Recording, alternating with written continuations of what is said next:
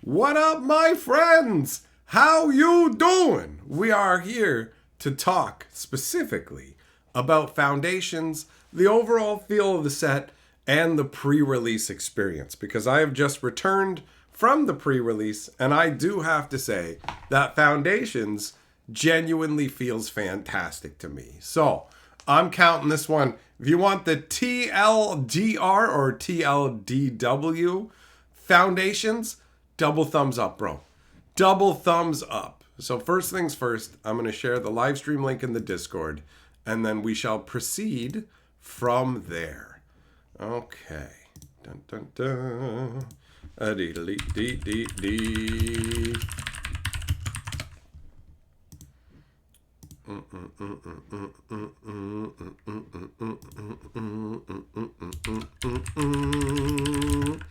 Wait a minute. What is that? Dun, dun, dun, dun, dun, dun, dun. Is that Wheel of Fortune? Did I just kind of do the Wheel of Fortune music? I'm pretty sure that's what that is.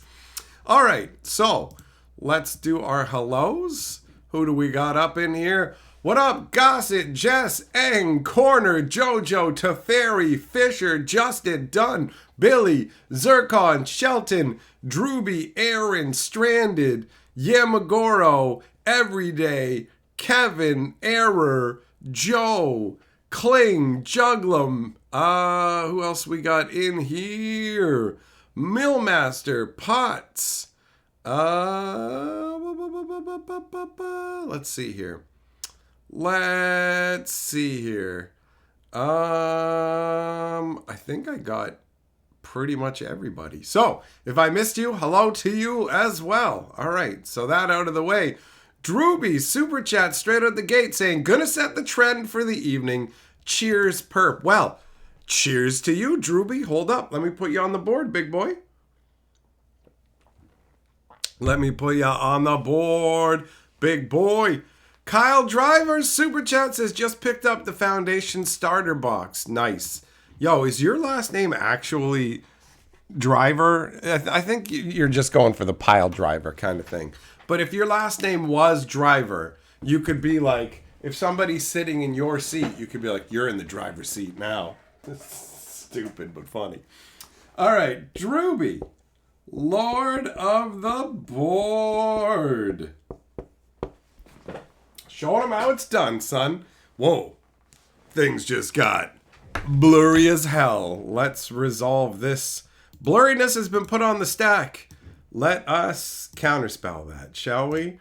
All right. I'm gonna power sync it right now. Okay, power synced. He did not have enough power sunk. Didn't have enough mana to stop me, so we're good. We are good. All right. Kyle Driver Super Chat says, I used to do a wrestling / juggalo podcast.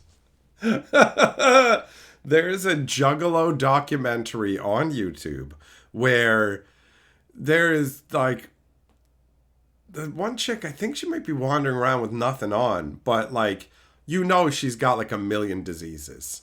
You can tell she's got a million diseases, bro.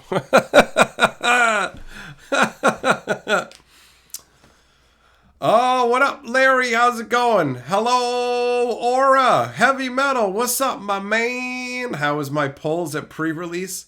Pretty solid. We're going to go through the stuff that I got in my deck. Like, we'll go through my deck and the additional stuff that I got. And got to take a moment to appreciate the actual sleeves that I rocked at the event, too, because they are hilarious. If you didn't get a chance to see this, and if you want to know who to blame for this ridiculousness, you can blame Shelton. These are my sleeves, and they got they got some head shakes. They got some nods of appreciation, but they got some head shakes. But I'm telling you right now, those head shakes, they were head shakes of jealousy. That those guys, they're like, well, I wish I had fans that would make sleeves of me, bro. That's the reality, and I know it. I know it. I just put those on there so I can also counter the blurriness spell that's been put on the stack in regards to this camera, because Apparently, my streams want to be a Puddle of Mud song. Oh, ho, ho! A musical reference. Who gets it? Who's got it? And I don't mean the clap. All right. Larry, getting stuff ready for the pre-release. Well, look at you, fancy boy. I'm already done. I'm already done. Okay, so those are what the sleeves look like. That's a lot of fun. That's a lot of fun. And I did indeed actually sleeve my deck. I did indeed sleeve my deck with them. So let's take a look. Let's take a look at my deck. Oh, Jess, you were moving a washer and dryer and you didn't have the thing properly secured to the dolly and it fell on you? That's wild, man. Well, I'm glad you're okay. All right, so we don't need the lands. I'll skip on showing you the lands, and I will draw extra attention to the rares. All right, whoop whoop whoop. Actually, I guess I can you know what? I can de-sleeve this deck while I'm showing it off. That makes the most sense to me, right? That makes the most sense to me. So I played black red. I went black red. These are some of the foils I got. Fake Your Own Death, Midnight Snack, Burglar Rat. I feel like Midnight Snack is just okay for a limited deck where you have like your set pool. You don't get to draft anything. It was kind of underwhelming for what you get, right? Like you have to have attacked with whoa. Oh, I'm an idiot. Never mind. I'm withdrawing my complaints based on not understanding my own card. I legitimately thought this had raid that said, when you put it into play, if you attacked this turn, make a food token. And I went, this feels weak, man. I should have been getting a token every turn. Okay, I had this out one game where I definitely would not have lost. I generated probably 5 more food tokens than I made with this. So I'm going to withdraw my complaint about this card. Every turn it can generate a food token? Never mind, actually. Never mind. I should not have lost the game that I did when I had it out. Because I was close to being able to use this to win with only one food token. All right? Let's save the rares till last. I'll save the rares till the end because they're the most exciting stuff. So, I got a Swiftfoot Boots, which was a sweet score. That definitely helped me out. We got Sanguine Siphoner, which, a bunch of this stuff is kind of middle of the road whateverness, right? Quick Draw Katana. This was actually decent. It just feels really weird to have a sword that you only use during your turn, you know? So ultimately, a lot of these guys were just whatever bodies. Gotta get these sleeves all emptied. Oh shit, I had 2 Midnight Snacks? I didn't realize that. That could get gross really fast, man. If every turn you attack and you're getting 2 food tokens, that's wild. That's wild. That's funny that I didn't realize I had 2. I'll tell you, when I build my decks, I don't worry about optimization. I do not worry. Bo Falcon. All right, that's funny. That's funny. Telling Jess on the washer. Bulk up, never got to see that in action, but that would have been cool. But yeah, I basically just picked based on the rares that I got from my deck. And built, like, that's how I always do it. And I put every card that could go into the deck. So every black card, every red card, and every colorless card made their way in. Steve, you got a stamped Liliana. Nice. Nice. Ball Falcon, the flavor of Midnight Snack wouldn't make sense if you couldn't get food every midnight. Well, shut up. I can't really disagree with you, I suppose. I suppose. Every day, what are my draft strategies again? My draft strategies are to always rare draft, and then based on the rares that I got, use those to determine my colors. Very straightforward. But for a pre-release, it's not a draft, right? It's just it is a very random card pool.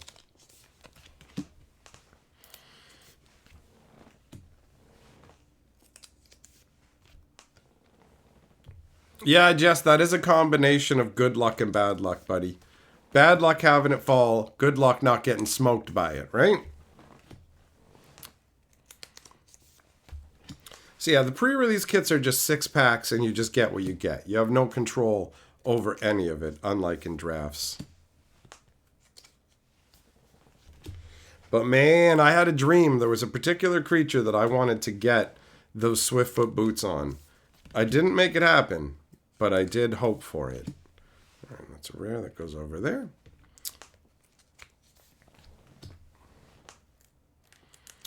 Every day I haven't been to a paper event in a long time. It's all good, man. It's all good. What up, Aldini?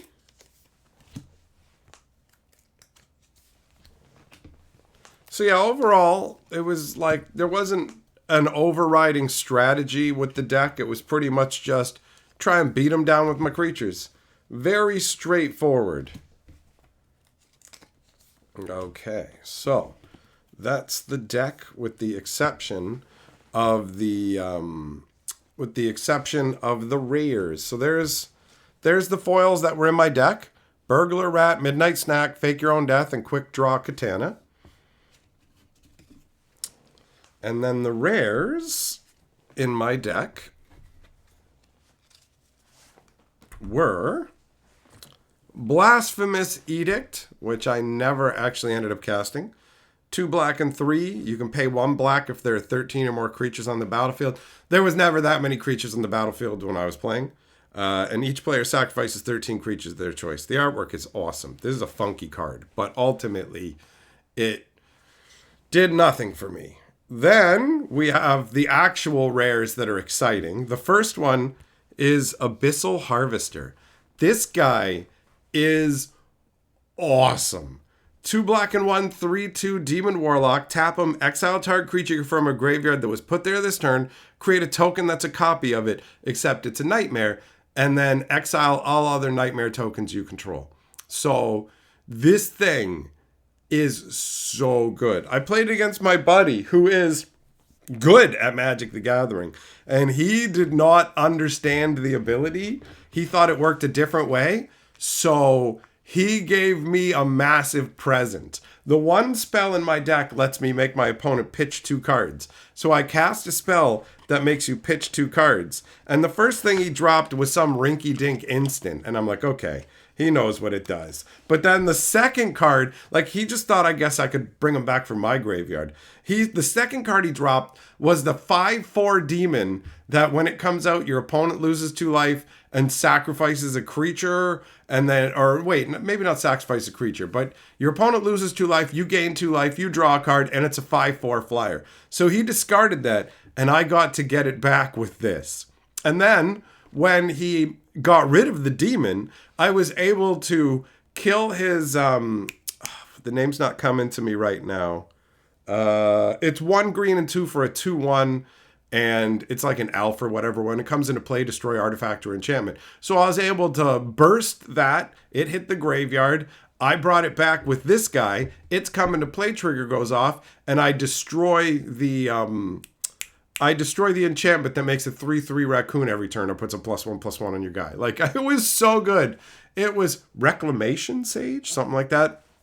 It was awesome, bro. It was awesome. This guy's ability even let me get around the fact that the demon that he was casting, like the demon that he had said, when you cast it, sacrifice a creature. But I didn't have to sacrifice anything because I was just making a token, not casting it. It was so good. This guy's ridiculous. A creature card from a graveyard that went there just this turn. Doesn't matter how it got there. Doesn't have to have come from play. Any of it. Any of it. So that's super epic. And then my other rare, which is a mythic rare, I don't even need to explain why this is awesome. I got the Sire of 7 Deaths. And my dream was to get this thing out and put Swiftfoot boots on it so you couldn't even pay 7 life and it had haste, right? It's like, boom. Guess what? You can't touch me. 7/7 First Strike Vigilance, Menace, Trample, Reach, Lifelink Ward, and Haste. That's what I wanted. That's what I wanted. So those were the rares in my deck. And that was pretty dope, honestly. Like, this was pretty sweet. And then in terms of the other rares that I got, and actually, you know what? I'm gonna drop a pre-release code in the stream as well for somebody to grab, because you can only use one per account, and I've already used one, so I don't need the second one. How does Foundations compare to original base sets? I mean, it's got the same kind of vibe, right? It doesn't have one overriding story or particular theme. It's more disparate. So it totally had that vibe. Jess, yeah, it sucks that I lost, but I don't really care as well. It's not like, it doesn't make me sad. It doesn't make me sad because I rarely stay for the whole event anyways, so losing doesn't actually matter. All right, so my promo, Foil Brass's Bounty, which I didn't actually bother putting in my deck. Now, I know I said I put all the cards from Red and Black in there, but I realize that's a lie now because I just didn't bother with this.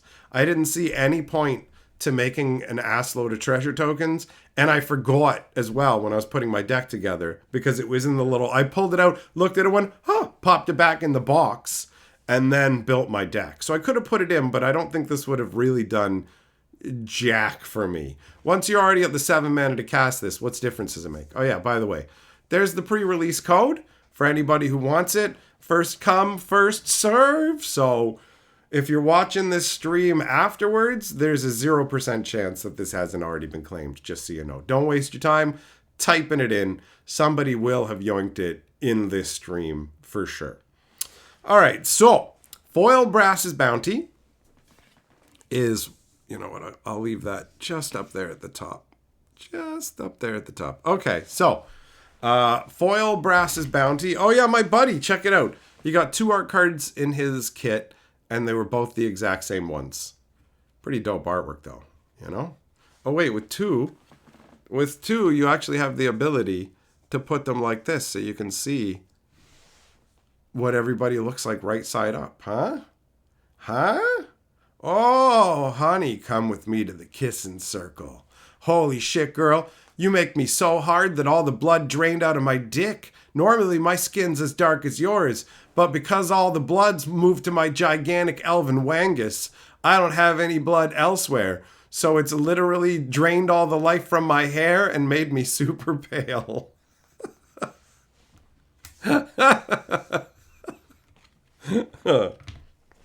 Okay. So, I got a special guest Bloom Tender. I got an Anthem of Champions. I got a Foil Grow from the Ashes. I got a Tali Primal Storm. I got Drake Hatcha. I got Giada, Font of Hope. I got a Foil Scoured Barrens. A Foil Stroke of Midnight. Snack your stroke and snack at midnight. A Foil Forest, and an Elvish Archdruid. That's my rares and foils, pretty sure. And then I got the art card for a Nicorian Forest, which is pretty sweet looking, actually. Did I get any other art cards in here? Oh, I got a Heir Apparent. This is a common, but it's valued higher than a common right now. So Heir Apparent is like the special common from the set because you can have any number of them, right? I'm pretty sure that I only cracked 1 in that entire booster box that the store had me open for them. I'm pretty sure.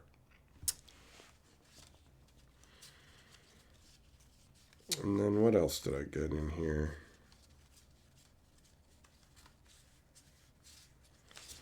Oh yeah, and Youthful Valkyrie.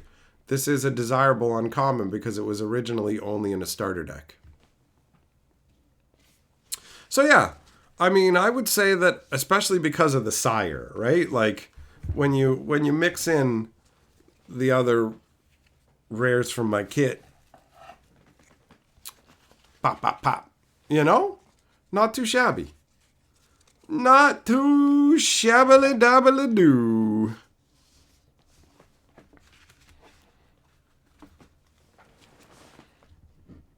Now, we put these over here. And the commons and uncommons and stuff can go back into the pre-release box. How many loose Juglum, listen, man, I didn't end up with any cards with loot on them, but I did play against loot, which I'm not going to pretend like I'm happy about that loot nonsense, cuz I ain't, bro.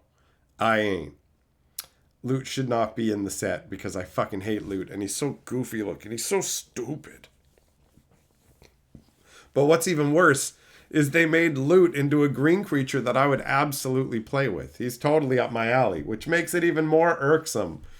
I mean, I guess in comparison, it's probably going to get to the point where I'm like, I miss stuff like Loot compared to like these completely different universes, right?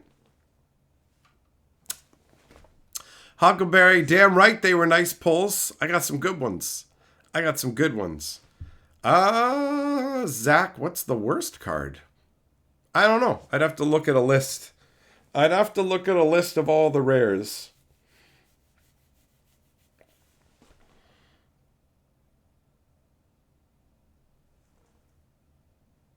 Yeah, it's not common to me.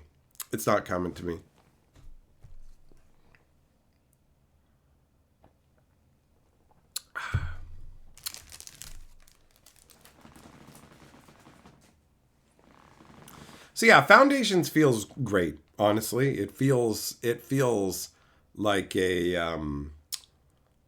like an old schoolish kind of core set, but obviously under the power crept sensibilities of current era Magic. So the vibe of it is great. Unfortunately, it seems like this set is not going to do very well in terms of actual sales. Maybe over the long term it might, but the pre-release turnout was smaller, and talking to the guy who owns the store, not nearly as much of the product is moving. And my one buddy who normally buys all the commander decks, a bundle, what else? He buys a play booster box, a collector booster box. He buys like one of everything that the set has to offer, including that Duskmorn Ghost box TV set, like all of it. So I asked him what he was getting from Foundations, and I'm like, so what did you get from Foundations? Because he buys all this stuff on the pre-release, right?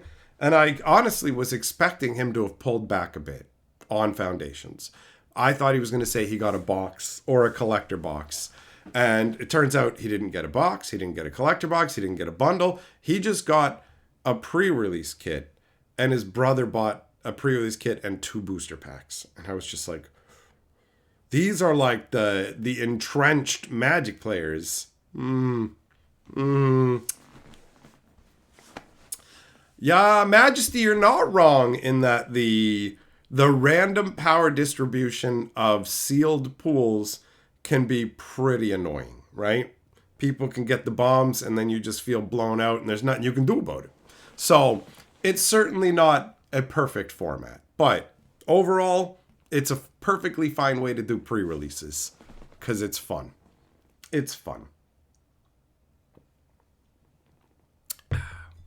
Jess, wallet fatigue? Yep, that could be it as well. It definitely could be people just, I can't keep up with the pace of Magic. Like, some of the sets we're going to get in 2025 will have less than 50 days between them, right? Like 49 days, which is it's pretty wild. That's it. Like, only having 7 to 8 weeks between sets is going to be pretty nuts. So I don't know.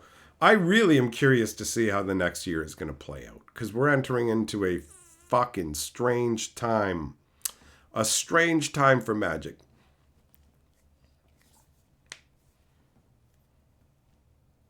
Millmaster, the LGS that opened near you had a 60-person pre-release tonight for Attack on Titan. Never even knew that had a card game. Did they not have a Magic pre-release? Are they carrying Magic? Whoa. The human body is a freakish monstrosity. And I just moved myself in some kind of way where my shoulder like really hurt and I feel like I barely moved. I don't know what the hell happened. Seagull, I mean, you ain't wrong. People did spend a whole bunch of money on Secret Layers. So that also falls into the wallet fatigue kind of category, right? What do I think of the new Galta arts? I saw one of them. It looks pretty solid. But I did not like jaw-dropping or anything. So, GM, you think wacky standard sets like Aether Drift will sell worse? I mean, my gut says that's probably right. I was showing people a picture of the new, what's his name? Is it still on here? I had it on my phone and I was just showing people to see their reactions to the new Aether Drift card. Nope, it's not there. Nope. What about here?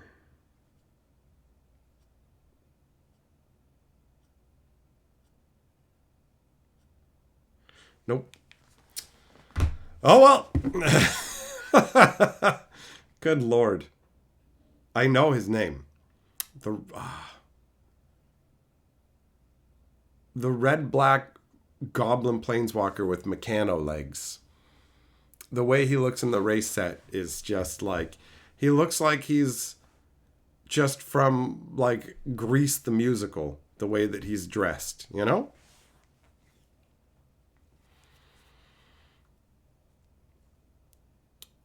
$10 if a new product's going to come out every 6 weeks and most people get paid bi-weekly, that's almost a product per paycheck.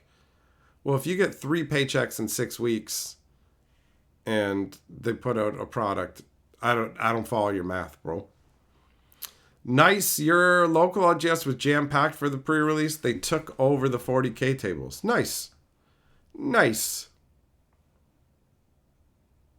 Haunted, yeah, it's definitely Fast and Furious, right? I mean, it's called Aether Drift. It's literally Tokyo Drift, right?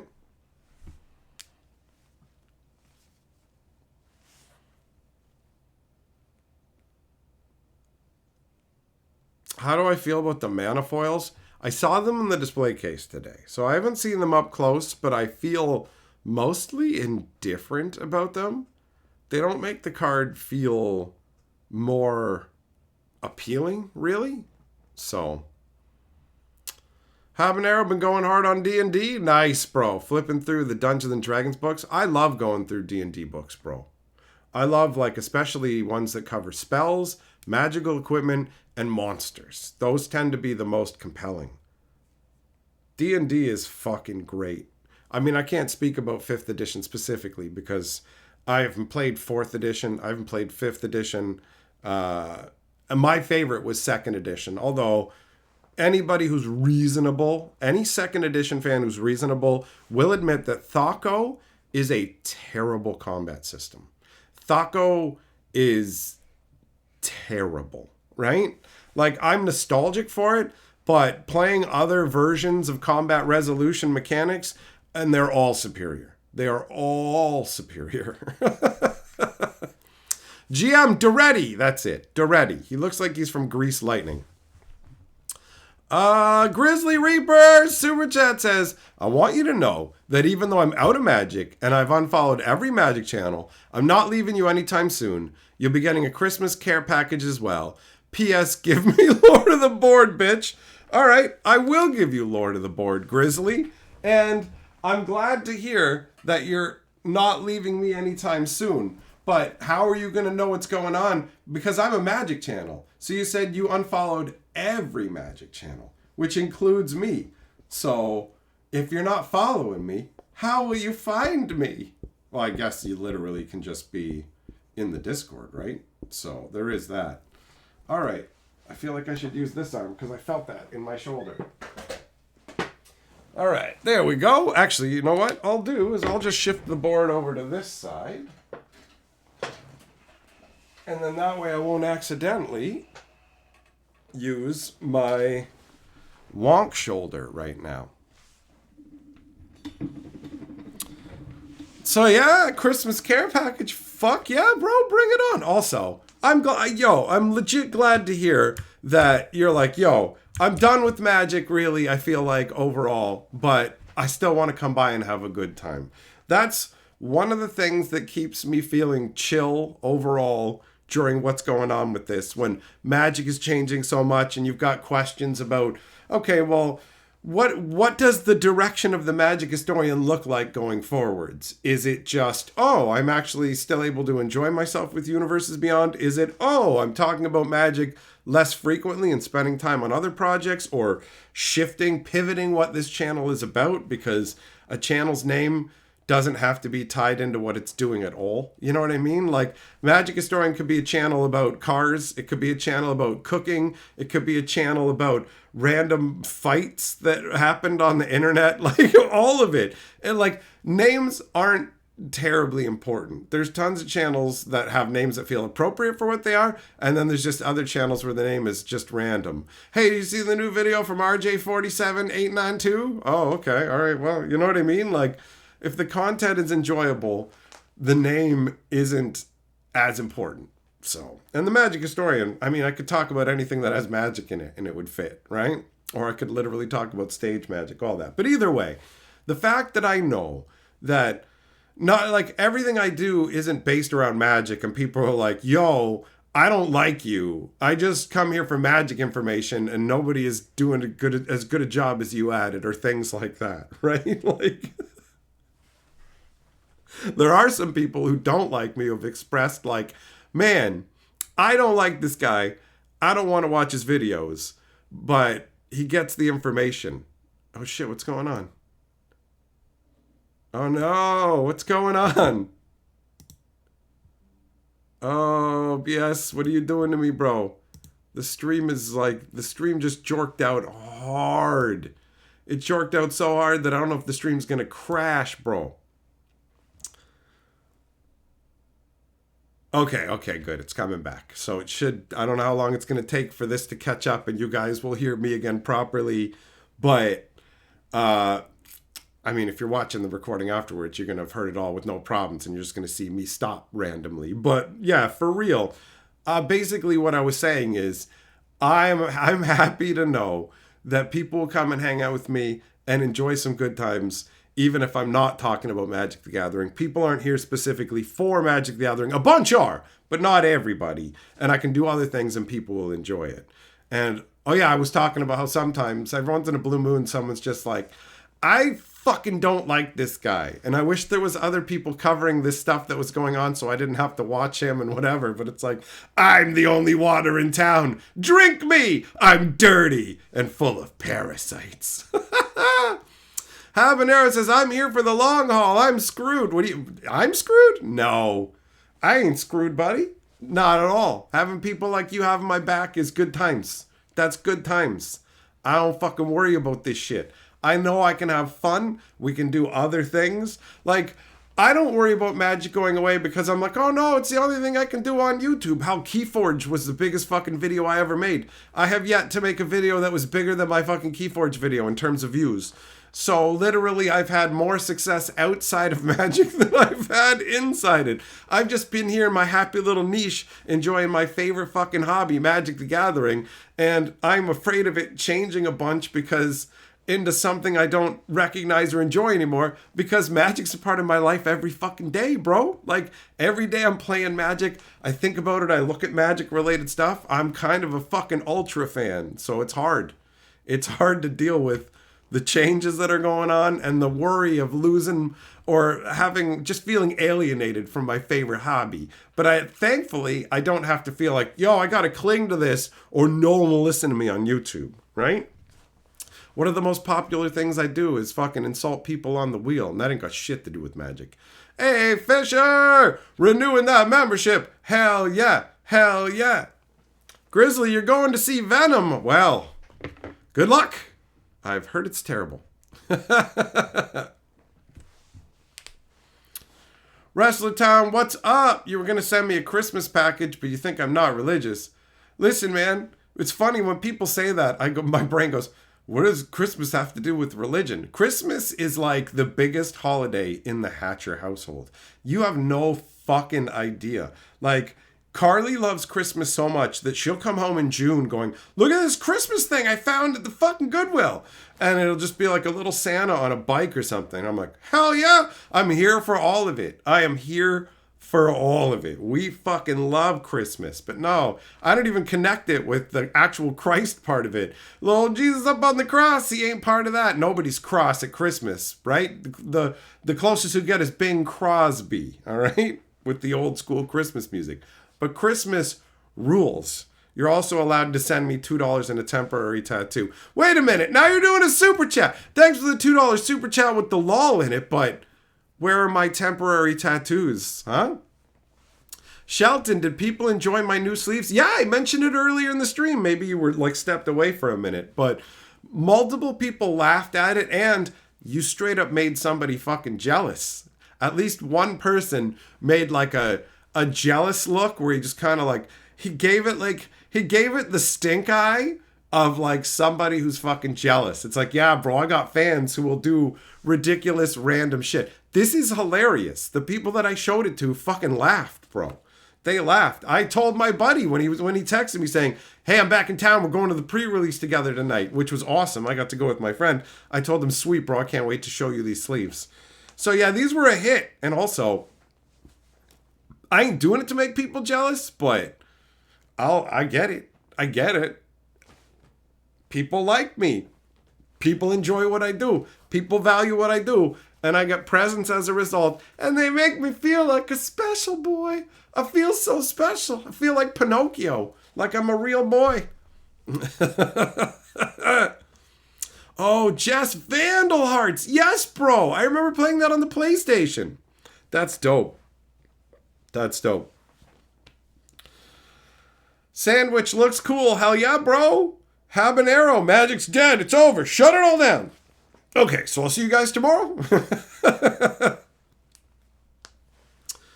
Wrestler, you think people born in 2045 will think Magic was always about racing? People in 3 years from now, a whole bunch of the player base, will think that Magic the Gathering is all just randomness. And they will be astounded when they go back to the old cards and go, wait, all the old cards are fantasy cards. There's years and years and years of them. This is so weird. It's going to feel weird to them because they'll be like, well, they've got the Simpsons set and the Pepsi Cola set and the Pennzoil set and the NASCAR set. Like, bro, I got a serialized Dale Earnhardt variation where he's literally on fire. Like, it's wild. So I got the dead version of Dale Earnhardt. Dead Earnhardt. It's a zombie version. And then they'll just go, yo, everything in old Magic is just like dragons and elves and merfolk and swords and magic. What Magic used to just be like magic, bro. How weird is that? Like, Magic is just a random slop board of every IP under the sun, isn't it? Right?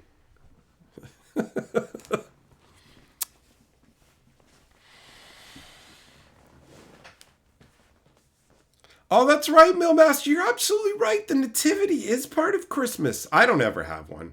I've never had one. But, like, yeah, that's totally true. I just never think about it because Christmas to me is just the fucking dopest time of the year. Snow drifts down and nestles us all in closer. And just the landscape is purified with all of this fucking untouched beauty, and the ice hangs from the trees, and it's a completely transformational time. And you've got the fucking tree that you put a fucking tree up in your living room, and you play all these fucking banger like songs, just awesome old school Christmas music, and you watch amazing specials like the Rudolph Claymation Christmas, all of that. You put ornaments up on the tree, and you get a bunch of fucking presents, bro. And you get to eat big meals And it's a great time for hot beverages and just being close with people you care about. Christmas is legit the fucking best, bro. But I don't lean into Christmas until December rolls around because my birthday is at the end of November. So I don't let Christmas encroach on that. And when I was growing up, we started Christmas stuff on December the 1st, like the day after my birthday, which is perfect for me. And that's how we pretty much do it here. Although our Christmas tree is up now because we just got a new one and we had to take it out of the box and test it and make sure all the lights work and it's all in working order and everything, because if you're going to return it, you got to return it right away. So we set that up, and it makes Carly really happy to have it out, not decorated and not with the lights, so she can spend as much time as she wants over the rest of the month spreading all the branches out and doing all that stuff and taking that time, and she just enjoys having it there. So I'm fine with that. I don't feel like it's encroaching on my birthday in any real way. If the Christmas music came out and all the decorations did, but bro, I'm hyped on Christmas this year because we have a bunch of new stuff. Carly found cool stuff all throughout the year, and a lot of it is themed on the old, like our Christmas theme is very heavily the old school claymation Rudolph and Frosty the Snowman animation era, right? And then a lot of like old music from like the 50s and fucking shit, you know, like Dean Martin and Frank Sinatra and all that, like really classic renditions of these songs sung by talented individuals who had great voices. And it's just such a vibe, man. It's such a vibe. I love it. I love it. Juggling, you hate being cold. Winter sucks. Well, whatever, man. Christmas fucking rules, bro. So suck it. Suck it. Heavy Metal Twisted Sister does a badass "Oh Come All You Faithful." Well, I'm glad that you found a song that you enjoy.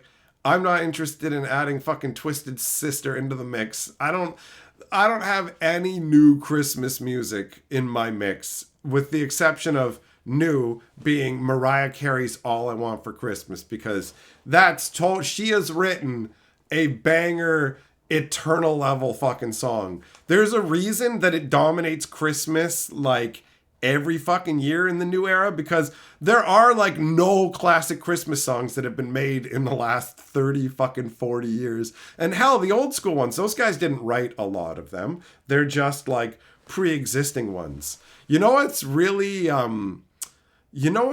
wild is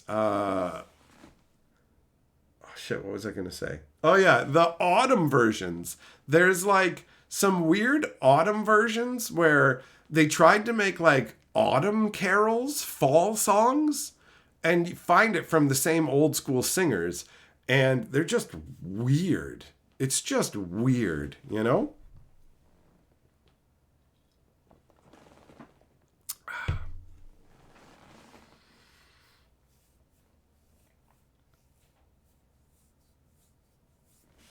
Yeah, Juggling, I'm definitely not bringing a Marilyn Manson remix into my Christmas mix either, bro.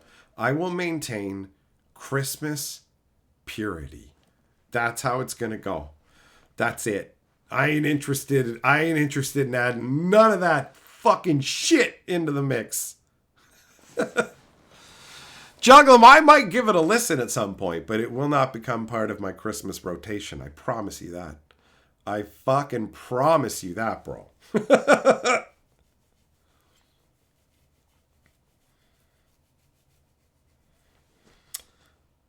What?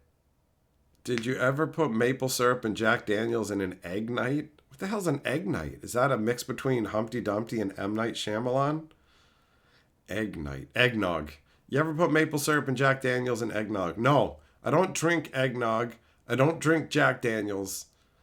Maple syrup goes on fucking pancakes, French toast, and waffles. End of list. Although maple candies are alright. And maple flavored cookies are alright. So you can put maple syrup into things, but not on them. So I guess you said put in a drink. So okay, never mind. Acceptable. Acceptable. Vlocky's Super Chat says, doing 100 push-ups and 50 pull-ups a day to get the Goblin Pile Driver physique for the ladies for 2025. Are you really doing 50 pull-ups a day on top of 100 push-ups? Because that's fucking genuinely impressive, bro. Like, that's a lot. I could not do that myself currently. There is no way. There is no way. I don't like... Forget, the pull-ups are right out. That will take more fucking exercising before I can do anything close to 50 pull-ups. Like, I'll start at... Let's go with one. One sounds doable. Push-ups... I've never done 100 push-ups in an entire fucking day. I think the most push-ups I've ever done in a day was like 62 or something like that. And I could not fucking take any more. The 60-second probably almost doesn't count because of how shitty I did it. But I counted anyways. And then my arms were like useless for fucking days, bro. So, go for it. Go for it. Zircon, the only thing in your Christmas rotation is the Charlie Brown Christmas soundtrack. Do they use the same music? Do, do, do, do, do, do, do, do, like they have in the Halloween special? Because I really like that one. I really like that one. Larry, after November 11th, when they start playing Christmas music at work, having to listen to it every day is exhausting. Yeah, I imagine it must, like, get tedious, bro, honestly. You know? I don't listen to Christmas music 24/7 nonstop. It's just like, okay, we're going to put Christmas music on for hours while we like decorate the tree and do whatever. Or there are some awesome like old school random like 50s and like late era compilations of all kinds of Christmas songs that we had never heard. Some of them, there's one where it's just like, it's like, it starts out kind of snappy. Like, I don't remember the beginning part, but it's like pretty snappy and feels upbeat. But then by the end of it, it's just like, it's sad and morose sounding. It's like, oh, weary traveler, lay down your load. But it's like sung almost mournfully. And I'm like, what the fuck is this? It's wild. What up, Hude? Unfortunate. You can do a pull-up if you get to jump with it. There we go. Now we're talking. Now we're talking. Zircon, yeah, it's super chill, jazzy. I find the Peanut stuff, like the Charlie Brown stuff, to be nostalgic to me, but I don't consider it to be like high quality. Do you know what I mean? It's one of those things where like if you didn't grow up in any way, shape, or form, it's probably not going to land for you at all, right? Trans-Siberian Orchestra, Robin, I saw them, and they do have some banger Christmas music, but no, it's not in the rotation. I don't think of it as a necessity, but it's not something I would shut off if it came on. I'd be like, okay, all right. They put in some real effort. That's like, yeah, man. Yeah. So I saw them perform that stuff live, and they belt that shit out, man.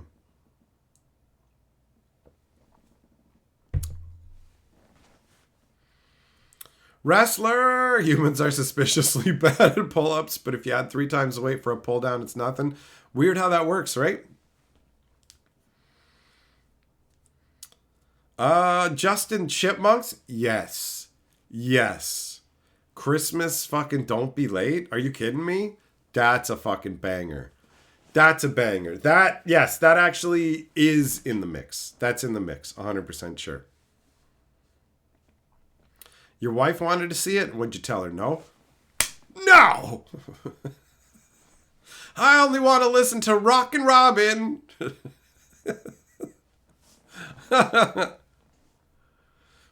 Hugh, there's a song they play in Target for Thanksgiving called I Got My Sexy Pants On. I hate it. It's about eating. All right, I'm going to start making a list of fucking some of the music that you guys have mentioned. Oh wait, this isn't a pop-off cap. Where's my flip notebook? Fuck it. I'll just grab a piece of scrap paper. All right. So, I'm going to write that down. What was it again? Oh, God. Sounds so stupid.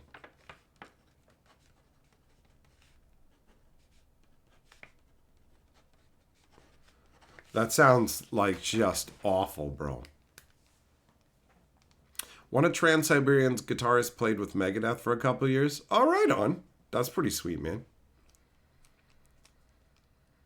Potts, the Charlie Brown jazz trio with Vince Guaraldi is genuinely great jazz. Your gateway into that genre. I feel like jazz is dumb mostly. Like it's all improvisational mostly, so a lot of it just sucks. That's not saying all jazz sucks, but like virtually all jazz sucks by its fucking nature.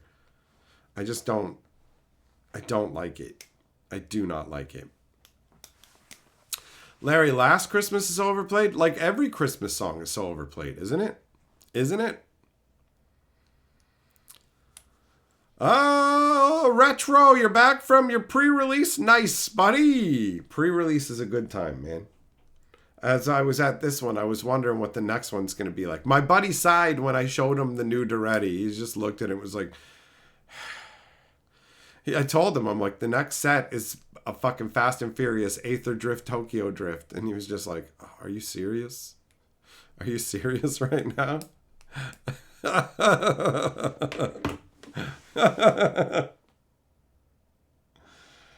Oh, man.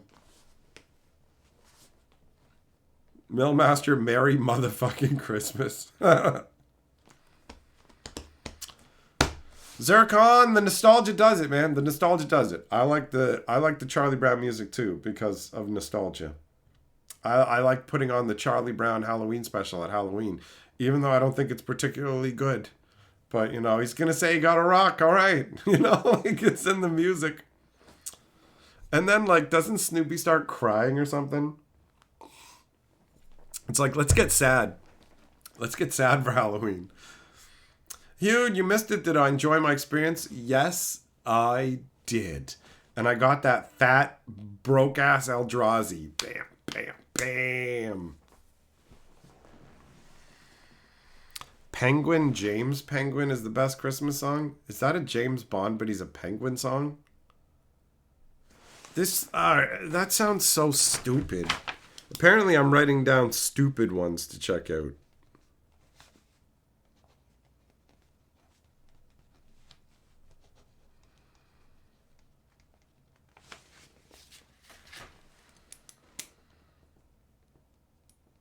Some Finnish Christmas music is super dark. There's one about Santa's elves that has life lasts for a while, but it's also dark and unpleasant. Here's a Christmas song for the kids. Life only exists for a while and a bunch of it sucks. So the good news is by the time you're ready to, like by the time it's time for you to die, you'll be ready to die. You guys know what I'm talking about, you know? When you're just standing there taking a leak and you're like, this could all end. Now, who fucking cares? Am I right? That's my everyday. It's not actually true.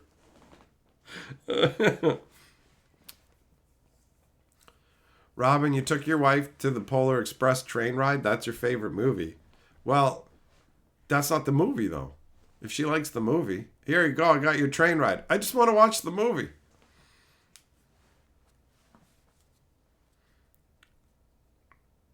The Glow Friends Save Christmas? Never heard of it. Never heard of that one at all. Jugglem, you like watching Jingle All the Way? Is that the Arnold movie where he fights with Sinbad for toys?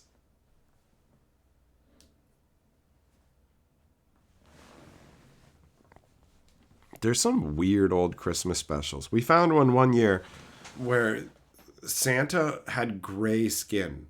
Like his skin was legitimately gray. It was bizarre. Just bizarre. It is that one, Jugglem? I think I've seen it once. They fight over like a robot doll. If you ever have trouble understanding the concept of the Uncanny Valley, check out Polar Express. Oh, is it Layden in that? They reenact the movie on the train ride? Okay, I gotta say, that's pretty cool, actually. I'll give you that, Robin. That sounds pretty fucking sweet, bro. If you like the movie, and then you get to go out and live like an enactment of it, that's pretty sweet. That's pretty sweet. It would definitely be better than the fucking horror experience that I went to when I was up there for the Grand Archive event. I don't get scared by random strangers in masks jumping out from behind trees. And like all of their scares were jump scares. So almost none of them got me because it's like I'm walking through an area where I know people will jump out at me. I'm walking through an area where I know people will jump out at me. I'm not scared. I know it's going to happen. They can't fucking touch me. So like very rarely did they actually get me. And when they did, I don't scream at that shit because it's not scream scare. I just go, you got me. Like that's it. My reaction is to laugh. So the whole time before we went to it, we could hear people screaming and screaming and screaming and screaming. And I'll tell you right now, they're screaming at nothing. And I know that for a fucking fact because we were late to get there. So at first it was just me and him by ourselves.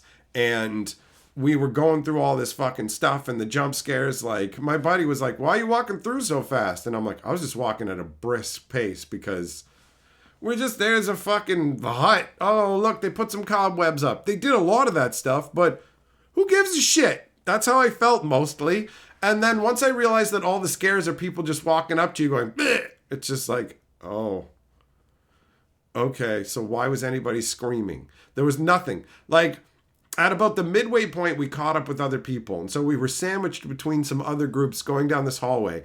And like up ahead, these fucking chicks started shrieking and screaming. And that fucking triggered the girls behind us to shriek and scream for no knowable reason. Like I was between them. We were between them. So if there was some kind of energy that would make you scream, it should have transmitted to me. But instead, I just got annoyed at the screaming ahead of me and double annoyed at the people screaming behind me because it's like, you fucking idiots. We're walking down a hall where nothing's happened. This is just a foggy hallway that they made so foggy you can barely see. Nothing's happening. Why are you dumb bitches screaming? So they're screaming in front as well. So I'm like, there must be like the people behind me are idiots for screaming because nothing's happening and there's no reason for them to scream because nothing's popped out. Nothing's happening. Nothing's happening right now. Why are you screaming? So the people in front of me though, they're screaming about something. So fucking walk up further and there's nothing. The hallway's just empty. I'm like, what did these bitches even scream at? I couldn't fucking tell you if you had a fucking gun to my head right now. This fucking portion of the hallway we've been walking down is the same as the last fucking portion. And then there's just a fucking chick who makes a ridiculous noise, hey, or something like that as part of the fucking performance. And I'm just trying not to laugh at her. I'm just trying not to laugh at her because I'm like, is this supposed to be scary? This is dumb. I actually have a clip of her sound and what she sounded like. I have it. And I'm going to put it in the video when I get this done. But man, it was so stupid. It was so stupid.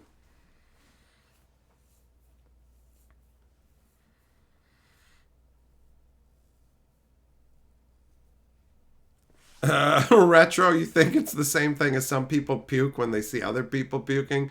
Maybe it's just a triggered thing built into animals. Maybe.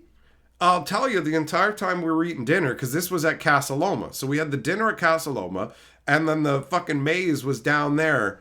And like, I felt bad. I felt bad about laughing at what was going on, but I wasn't scared. The guy I was going with was like so excited. He's like, listen to all the screaming and stuff. And I was just like, yeah, I hear it. It kind of sounds like an amusement park maybe with the screaming. And he's like, no, it really sounds like people are like super afraid. Listen to these yells. And I listened to him and I was just like, yeah, I guess you're right. But like his other friend didn't come because he was afraid. I was like, what's he afraid of? They're not allowed to hurt you. It's not like we're going to a place where they're allowed to beat us to death, bro. They can't even fucking touch us. So what scary can even fucking happen? And I'll tell you, the scariest part of the entire experience was the fact that my knee was fucked up when I was up there. Like I fucked my knee up before I went up and my knee was still fucked up when I went there. And they had floors that would slide a little bit, like chuk, chuk, chuk, chuk, which like actually felt like something that had effort put into it. Actually, I shouldn't say that way because I'm going to be real. All the people who were there to do the jump scaring and stuff, they put in real effort. They tried. They did not half-ass it. The people working there did not half-ass it. They put in their efforts, but I'm fundamentally the wrong kind of guy for that experience. I've never gone to haunted houses and stuff like that because being in the dark and having somebody grab my leg or whatever else, it doesn't scare me because I know that's what's supposed to happen here. Like, if out of nowhere in a crowd somebody grabbed my fucking ball bag and went, awooga, I'd be like, what the fuck is going on? But if I went to the awooga house where the whole point is that strangers will grab and tug your sack and yell awooga, I am not going to be surprised by that. And I know that it's just like, if somebody grabs your ball bag out of nowhere, what's going on? Oh my God, like, is this a fucking maniac? He wants my nuts and he's yelling awooga. Is he a cartoon character? Who is this crazy fuck? But if you're in the awooga house, you're like, yeah, they pay these guys to grab your balls and yell awooga. So it's going to happen. What's scary about it? Nothing, because it's a planned experience. Do you know what I mean? So I can't be scared by that shit. But he was all like, man, I hope I get really scared. And I was just like, after a while, I realized it clued in when he was asking about the scare stuff. I'm like, oh, he wants to be scared. He wants to be hyped about it. So I just started agreeing with him. Yeah, it sounds like they're getting murdered over there, man. It's wild. And then I walked through the whole place just like not afraid and just looking at people who were trying to jump scare me mostly, where I just looked over at them.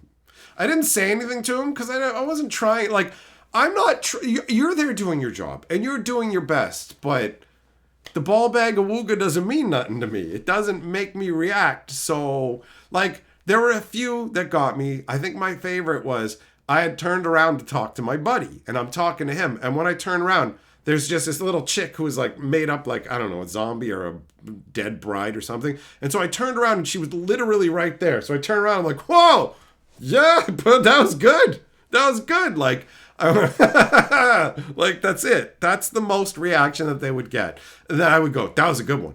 Like, I would say that right afterwards because I didn't want them to think that I was laughing at their efforts, like, haha, you can't scare me. Because I didn't have that kind of an attitude. I didn't go into it with like a snarky attitude where I'm like, yo, fuck you, this is beneath me or whatever. I went into it going, okay, I'm going to see what their experience of it is like because you wander the castle grounds and see what it's like and everything. And then when I realized that everything was a jump scare, I just kind of went, oh, well, you know what? That makes sense. What else could it be, really, I guess? So then as soon as I knew that, it was like, okay, well, I'm not going to complain. I don't want to be a fucking dickhead about it. I'm just going to go through it. Apparently, my friend was freaked out to some degree because there was like points where he had me walking ahead of him and then I'd stop because he'd be like, why are you going through things so fast? And I'm just like, I'll let him go first so we can set the pace. But then he didn't want to be first, probably because he had a bunch to drink and so it was messing with him more. But I was just baked and I was just like, this doesn't scare me, man. So if you have me on point, I'm just going to be walking through because whatever. Some lady's going to come running out from behind the tree and run up to me. And I'm just going to look at her and be like, you know, that's about it. That's about it. But they did put a lot of effort into doing up the entirety of the land with a bunch of different designs, right? So ultimately, I'm sure people can get a lot of enjoyment out of it, but since it's not really for me and I'm not like a big horror guy, it just kind of was, it was an experience. It was a nice walk. I appreciated some of the decorations they put up, you know. There was a lot of jump scares. At one point there was a demon who beckoned you forwards and then they made you bow to a fucking idol.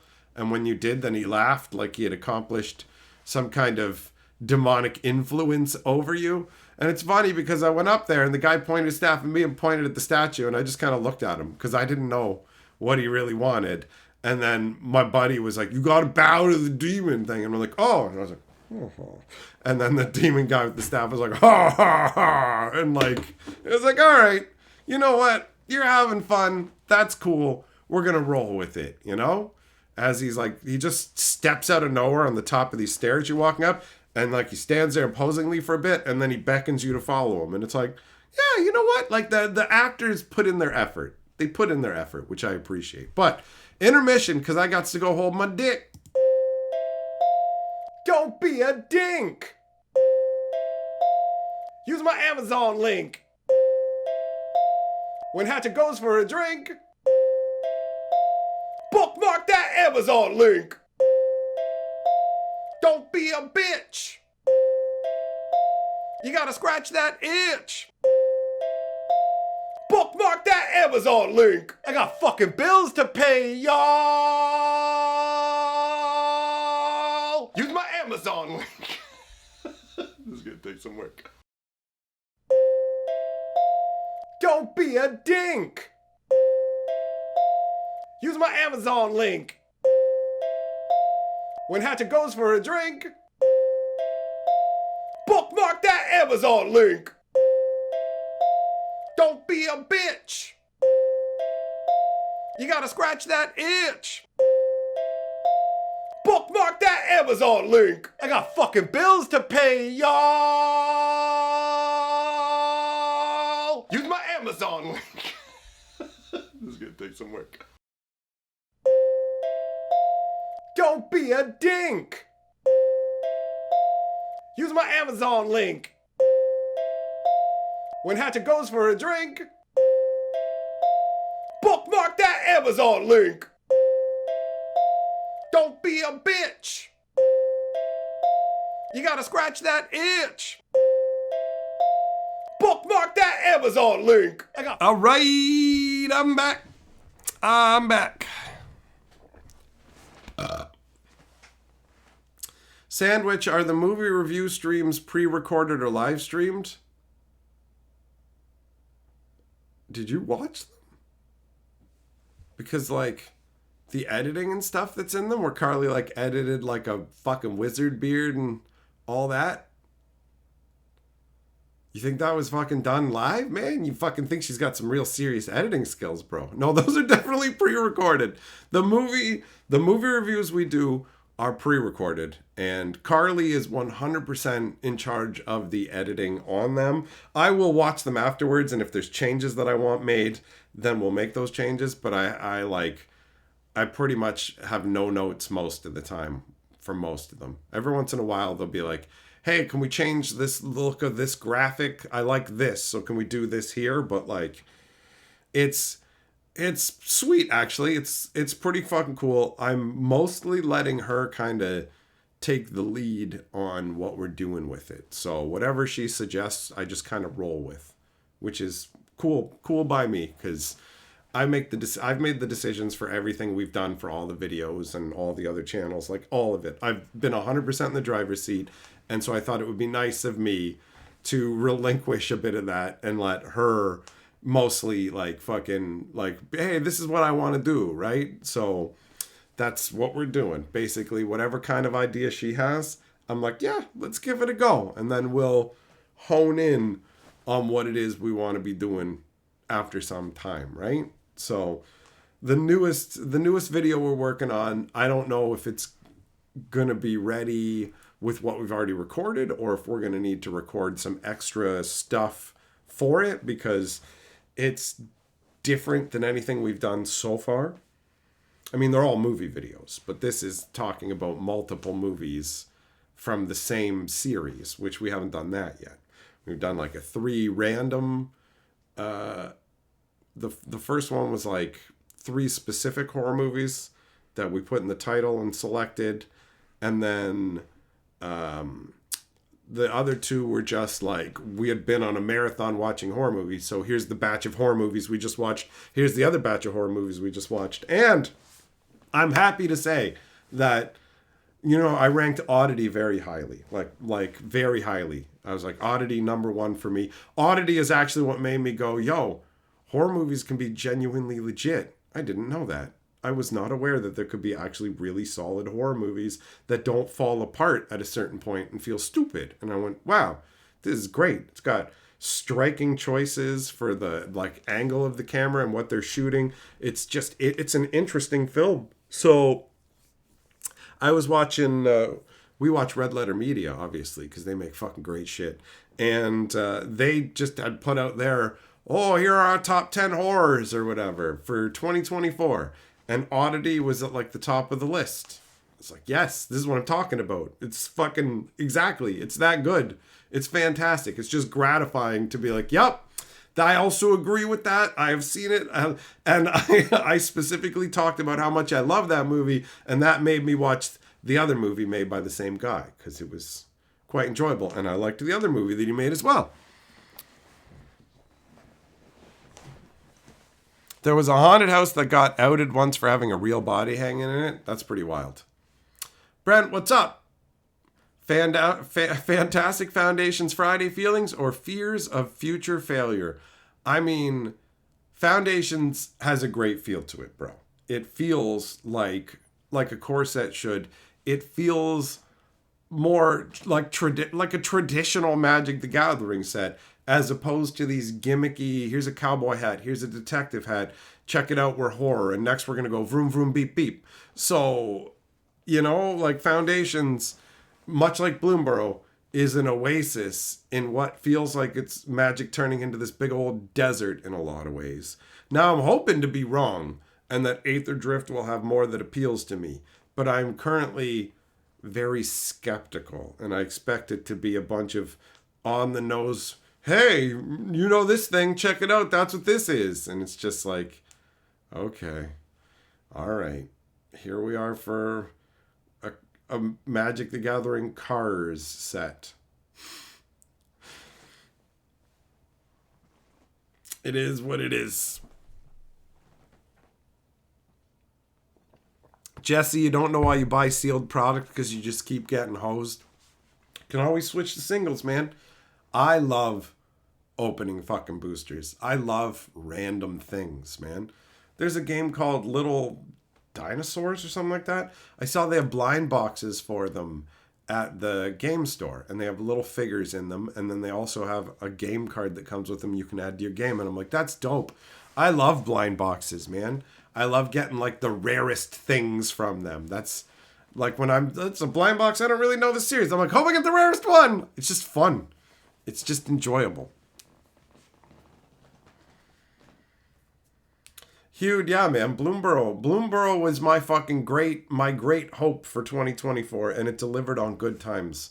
My only disappointment is how fast it got replaced by Duskmourn. And now Duskmourn's just as quickly been replaced by Foundations. It's the new crazy pace of Magic the Gathering, man. It's wild. It's a whole new world. But don't worry, I'm ready to face it with cool guy shades on. I wore, by the way, this right here, same shirt. I wore the same shirt. I wore the same hat. I brought the sunglasses too. I meant to take a picture at the pre-release of me holding like a bunch of these sleeved cards, but I forgot to do that part.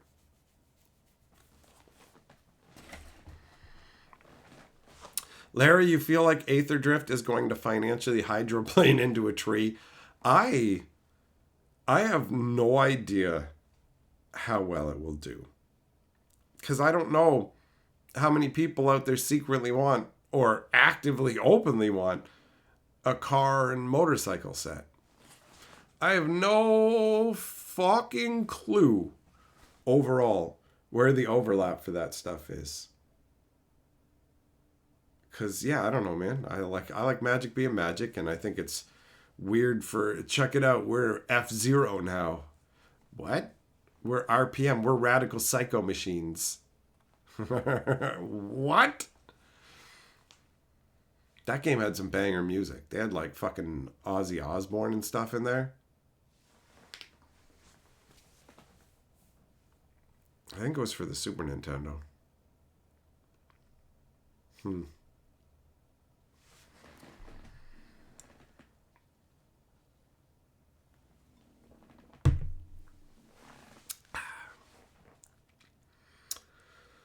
So yeah, I'm not sure what the next video after the one we're doing is going to be. I know Carly wants to do Strawberry Mansion, but she's waiting for the right box to put on my head for that, because she wants to make fun of that movie, and it deserves it. Honestly, Strawberry Mansion is what happens when a movie tries to do too much, which is too bad. But I won't elaborate too much because I am actually genuinely going to make a video on it with her. But ultimately, that's my thoughts on it. It does have interesting concepts, though, like the government taxing your dreams, which is a wild idea. Absolutely wild. Grickle, what's up, man? You haven't followed Magic since the Hot Pocket saga? Oh, that was, I don't know, what, a year or two ago? I can't even remember. Time all turns into this big amorphous mass, it feels like, when it comes to all the stuff going on with Magic, because there's just always so much going on. I guess on the upside, I mean, for somebody who talks about happenings with Magic, the Magic news, all that, it does provide a lot to discuss. 10-4, take a poll for the next genre to dive into. Thanks for the suggestion, but no. I'm not looking to do genre by genre kind of stuff. Basically what I want to do is just watch movies that seem interesting to me with Carly, and then we can talk about them either individually or lumped together in whatever way we see fit, you know? But like the watching horror every night kind of started to wear on me, and I don't want to stick to one particular thing, you know? Juglum, have I researched TVs yet? Yes, I did find an LG and a Samsung that were 55 to 60 inches that seem reliable and reasonable and much better than the TV that broke. And they're like $675 though. So that's a lot of money, and I'm gonna have to wait until like next year. Basically, that's on the list for next year. But yeah, I definitely found a couple of really solid options. Unfortunately, the whole concept of putting them on the wish list is a no-go because they don't deliver TVs to PO boxes. So you can't do that one. Grickle, did I see Terrifier 3? I've seen none of the Terrifier movies. None of them. Hewed, yeah, they reskin abilities. Saddle doesn't feel like equipped to me. Saddle feels like crew for vehicles, you know? It feels closer to that. But yeah, a lot of abilities feel like other abilities. Millmaster, you ate 6 English muffins? No wonder you're stuffed up inside, bro. In December, Christmas movies. Yeah, I mean, we'll do some Christmas movies, I'm sure, to discuss in the Christmas season. I actually have one selected out that I believe is a Christmas movie that I haven't told Carly about that we will be watching.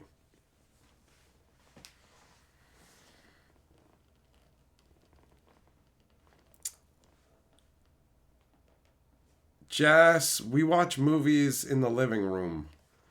We were watching them on our fucking nice new TV, and then it fucking broke. So the older TV that we've had for 15 years with the fucking big scratch on it is now what we're watching, and it's not as good. But I gotta look on the bright side. At least we still had the old fucking reliable TV, and I was apparently a chump when I bought the first TV and did not know enough. Also, we learned the proper size of television to have for where we were, basically. Like, here's how far away you are from your TV and stuff. So there have been some benefits that have come about as a result of this. What up, Thompson? You saw Terrifier 3? Did you like it? Carly thinks it's not for us, and I think the same thing. I think the same thing.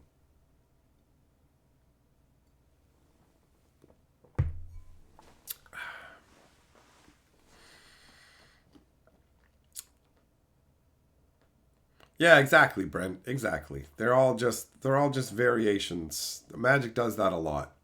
Very similar abilities, which makes it easier for people to understand them because they already at least understand part of the functionality. If you understand crew, it's easier to understand saddle. They're not completely identical, but they both involve tapping creatures of a certain power level to be able to get an effect, either turning something into a creature or having your creature gain additional abilities, right?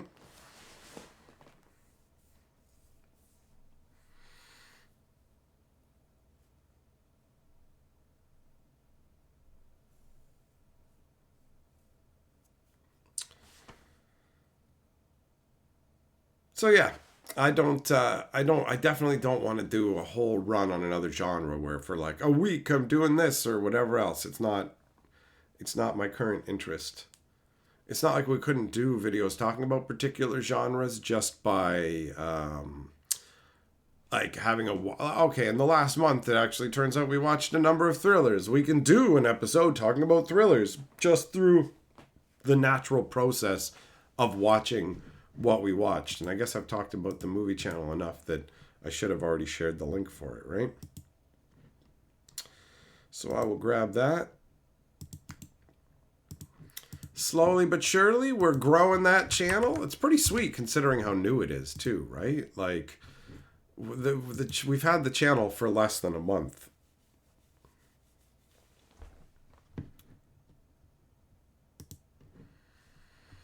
Thompson, it's a slasher and gore. Yeah, that's not my thing. That's not my thing. Aaron, your buddy got to meet Morgan Webb. Do I know who that is?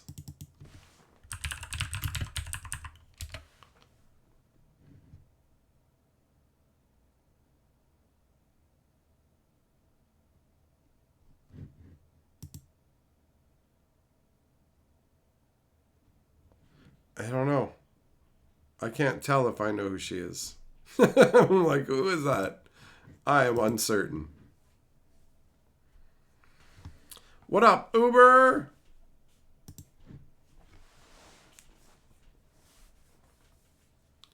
She was on G4 TV and hosted X Play. If you say so. I feel like I just went through a vortex to a fucking alternate dimension. Dude, yo, don't you remember G4 TV and X Play? X Play sounds like a porn site, bro. You know? Uber pre-release was fun. You really like Foundation? Sound like me, man. Sound like me. Just says, don't watch Clock Stoppers. You rewatch it and it's 80% worse than in your memory. Some movies don't hold up to watching a second time. Like, I liked Memento the first time I watched it, and the second time I watched it, I just got mad. I was like, this is stupid. Knowing what I know now, this movie is stupid.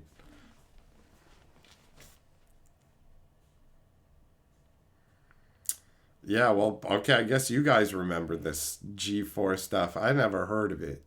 I have never heard of it. So I definitely don't know who that is. Unless she's been in something I know. And then I'm like, oh, yeah, that's the finger chick from Dances with Fingers. Was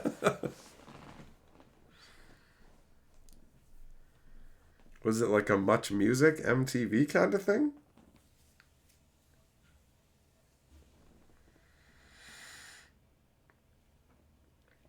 Look at these fucking random ass names. Adam Sessler. Who the fuck is that? Who the fuck are these people? Attack of the Show? Never heard of it.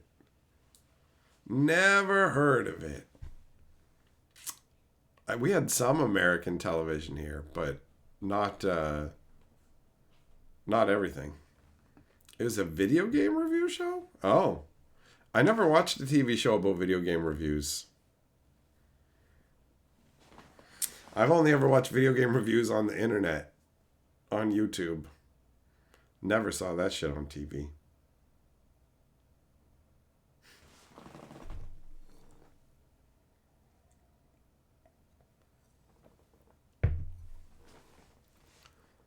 GamePro had a TV show. Olivia Munn was on G4. That's a name I recognize.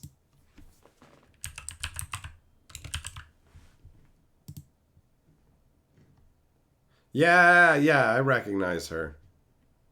I recognize her.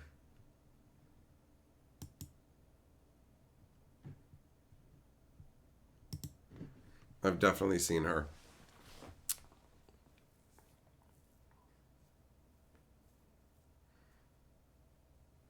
They made a TV show about people playing World of Warcraft? Wait, it's not actually set in the Warcraft world. It's people playing Warcraft? That's weird. Sarah Jean Underwood. Who the hell is that? I mean, Underwood's a hell of a name.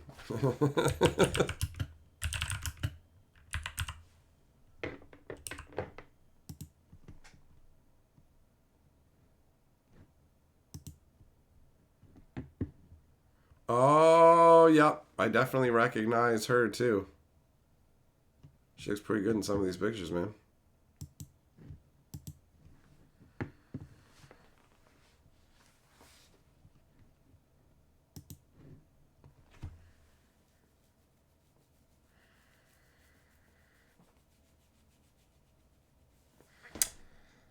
All right. Well, I mean, remembering shows where they had a bunch of hot chicks seems fine to me. It sounds like I'd watch it too. They just had hot chicks and talked about video games. Sounds pretty solid. That sounds pretty solid to me. Oh, by the way, I didn't say thank you, did I, today? About when you guys talked to me about the TVs and helped me narrow it down to the particular brands that were reliable. That made it way easier. So I could zero in between knowing the proper size and then the brands to go with. It was just like, oh, okay. So I narrowed it down to a few choices. And there's like, they feel like they're pretty much fucking identical, roughly. And they're the fucking same price too. They're both like $6.75. So ultimately, I appreciate you guys helping me sort it out. So that means that I won't run into this problem again. Because I want a TV like the old one we have, where it at least still fucking works like years later, versus one that breaks like right after the warranty. Like it's the Matrix, and the thing is like designed literally. The code in that is designed to fall apart like right after your warranty ends, and it's like, eat my bag, bro. Eat my bag. Huge 55 to 60 inches, bro. Jug limit was over when they got rid of Sarah. That was the end.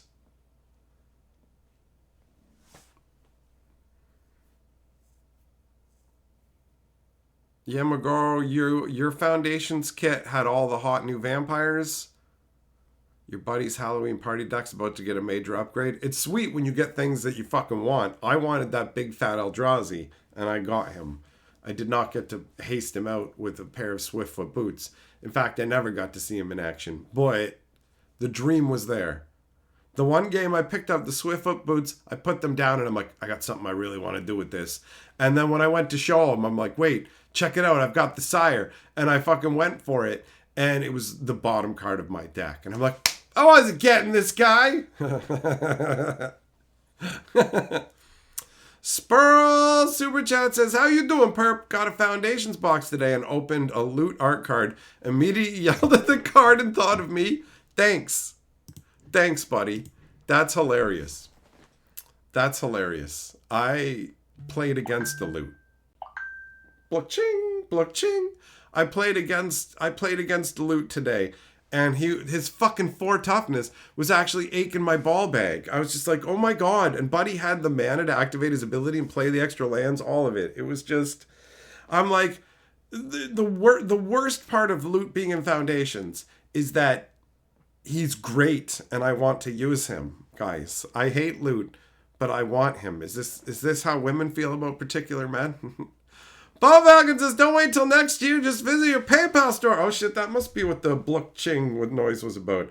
Oh, shit. Bob Falcon says, happy birthday and Merry Christmas, you dirty animal. Well, fuck my donkey, Bo. Damn. All right. I guess I'm just going to be getting the fucking TV faster than anticipated. Well, thank you. Thank you very much, my friend. Do you want the board? Are you taking the board, or do you wish to remain unboarded? Wow, that's pirate talk, you scurvy dog. You're the man, Bo. Holy fucking shit, man. Thanks, brother. I really appreciate it. That's awesome. Because I know how fucking disappointed Carly was about the TV situation. I didn't mention this part before, but sometimes when Carly's really fucked up, she just has to fucking lay in the bed with her special pillows and shit.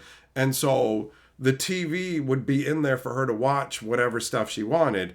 And before we had 2 TVs, I would just fucking transfer the TV into I'll just carry the fucking TV into the bedroom and set it up for her, because at the end of the day, I can come in there and watch the stuff with her, or I can watch stuff on my computer, but like she's stuck there and the only thing she can do is watch the fucking TV. So that was just my plan. My plan was to just fucking move it back if needed. But now that fucking backup TV, the old TV, can go back to being the backup TV that is in the fucking bedroom for when it needs to be used, but ultimately isn't used that much. And we can get one of those fucking fresh LG. I'm just going to ask Carly which design she likes more, because the two TVs seem fucking identical to me.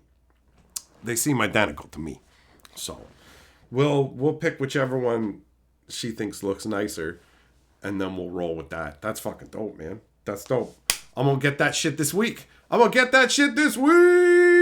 But fucking no, board, you got it. But you're lord of the fucking good times, bro. You're lord of the TV that we can see.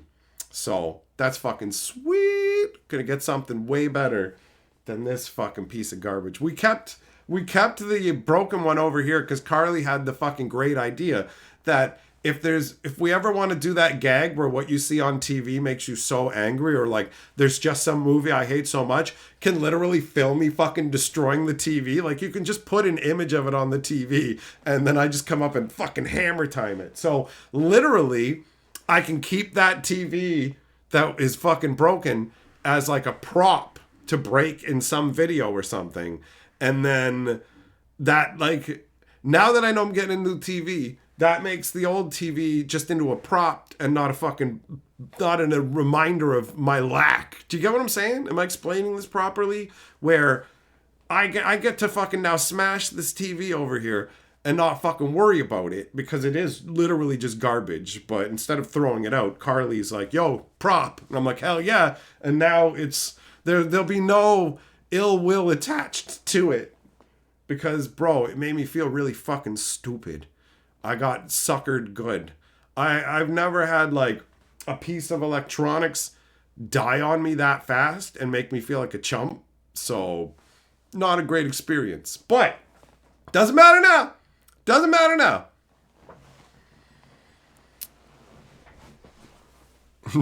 Juggling, you're gonna try and get Moxman to get me drunk and get a loot tattoo?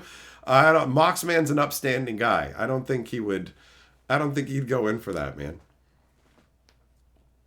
Jess, well, I hope that for you too, brother. Cabby says, look at perp. Acts all cool like a boss, but secretly a caring husband. Rock on. I love Carly a lot. She's super fucking important to me, man. And her happiness matters. Her comfort matters. Taking care of her matters and motivates me.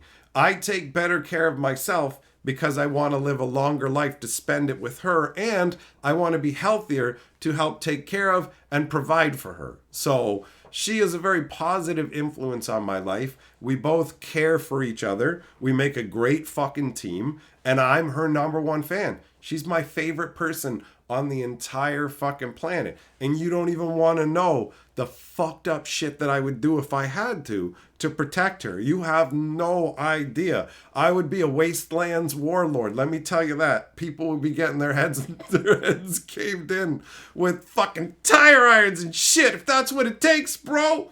So let's hope that society stays stable. So I stay stable.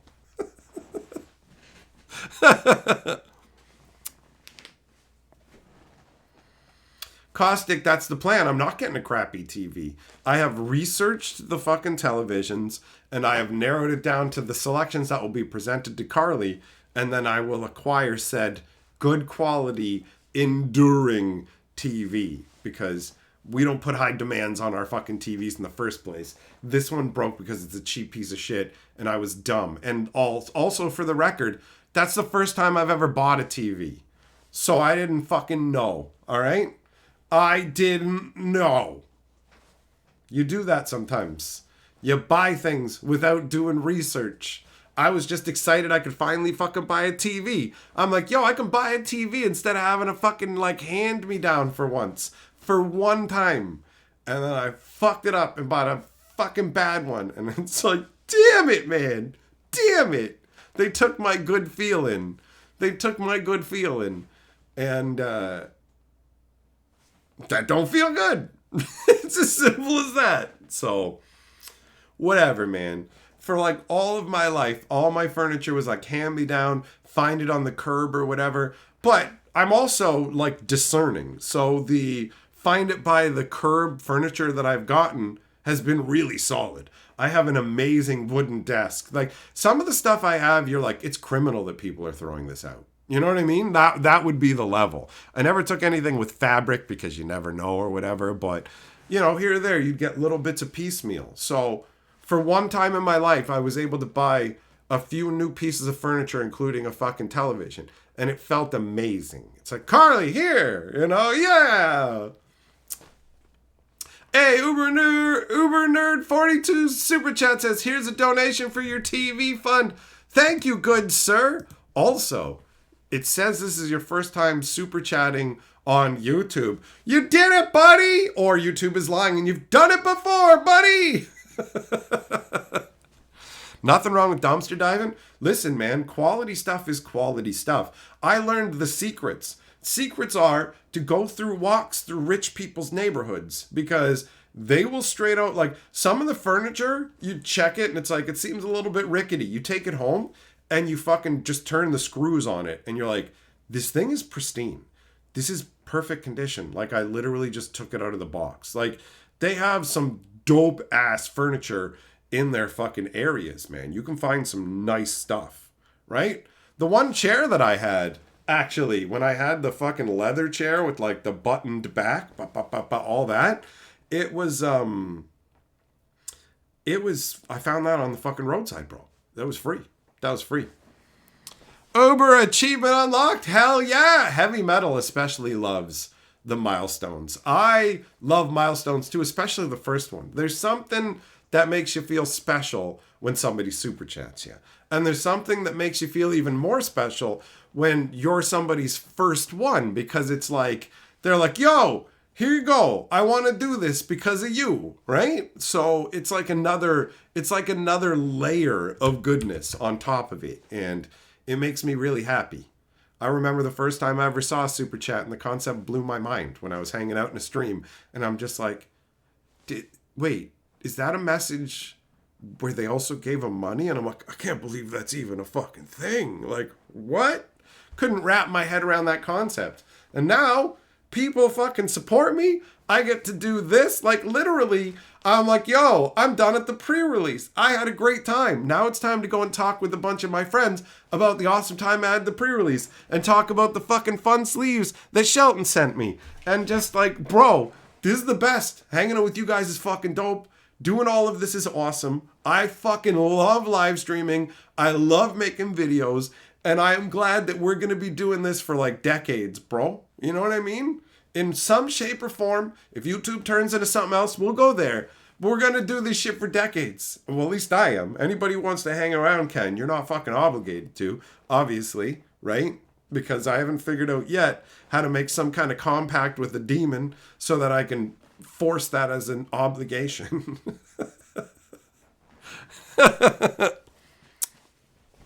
Carly recently saw a really nice rocking chair, but by the time she got off the bus and went there, it was already gone. That's the kind of stuff where you're looking for like the quality. Other people see it. Carly found a fucking bench once after a parade. She found a full-on fucking wooden bench that like 3 people could sit on with like an opening seat that you could put stuff in. And we fucking had that.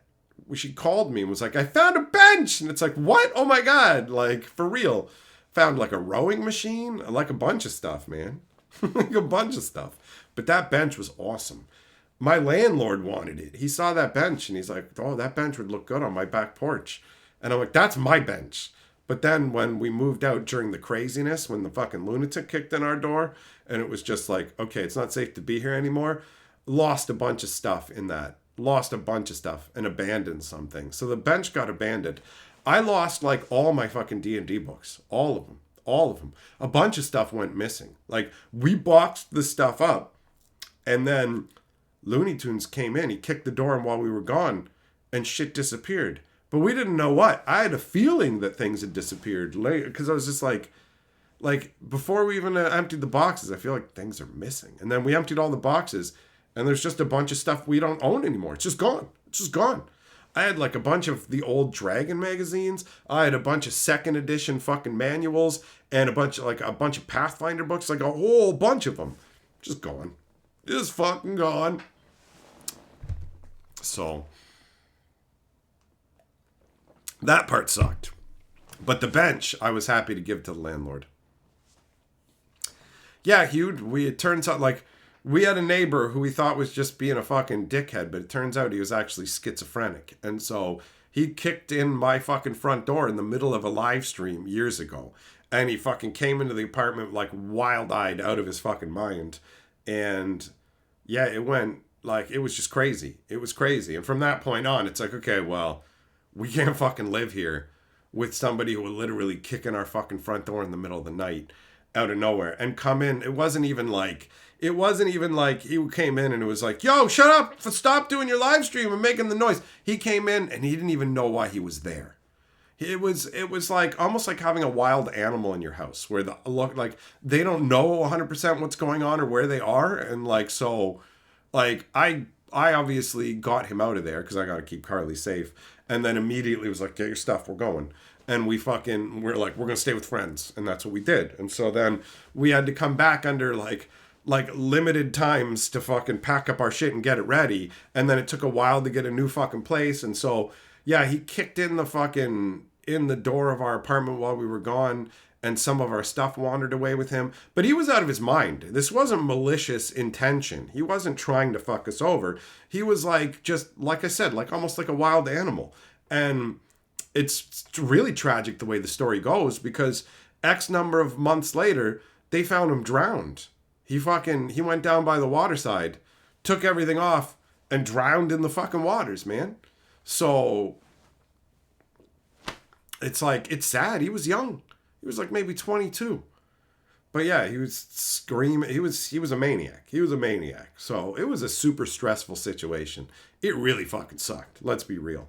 And I lost a bunch of possessions as a result, but I didn't lose Carly. I didn't get hurt. None of that shit happened, but standing on guard, like I'm literally standing on guard while they're moving all the fucking shit out and all. It was this whole fucking thing, man. It was this whole thing. It's one of those moments where you figure out, oh yeah, like bravery isn't not being afraid. Bravery is when you are afraid of what could happen, but you stay to make sure people are fucking safe, right? That's it. I've been in multiple situations like that. So I know it's fucking uncomfortable. You are worried. You feel the fear inside, but you have to stay and protect people. That's just what you do. And that's how like, if you run away from that and you don't do it at all, then you know that you're not a particularly brave person. And that's something you can work on, right?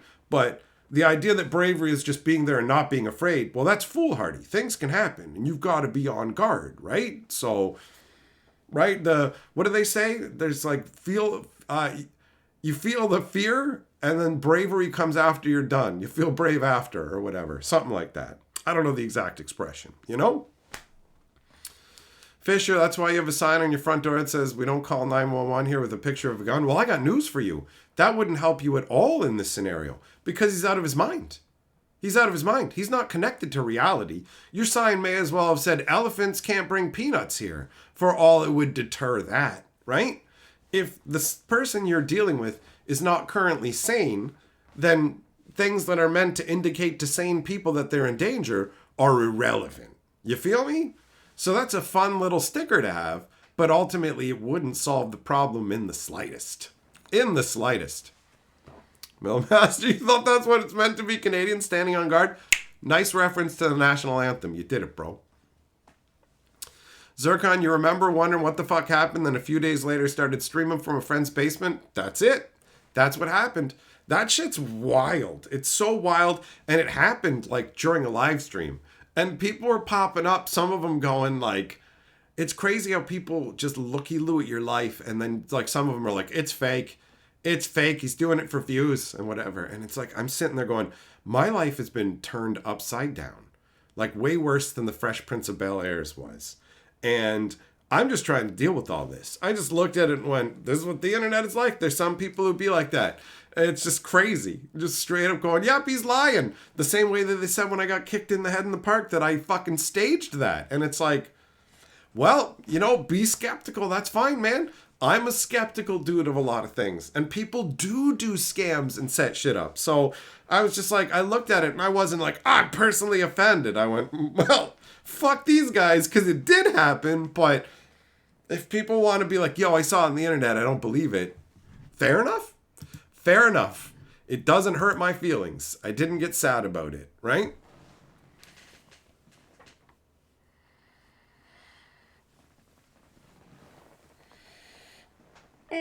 So this has been a fun stream. Thanks for coming and hanging out, my friends. And we will get back together again very soon. But for now, I go into the waters. Peace out.